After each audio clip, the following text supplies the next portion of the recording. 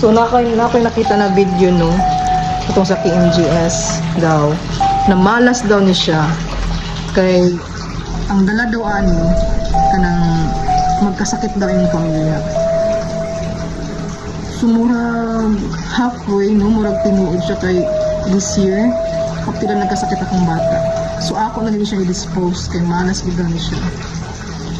So ang pag-dispose daw ani is ikaligo naman siya tubig na may asin tapos kanang maluto naman siya grad na tela then maghunghong ka na unta na ang mga malas nag-abot sa inyong life o unsa man ang mga panis dili ay is iyang dikdikin.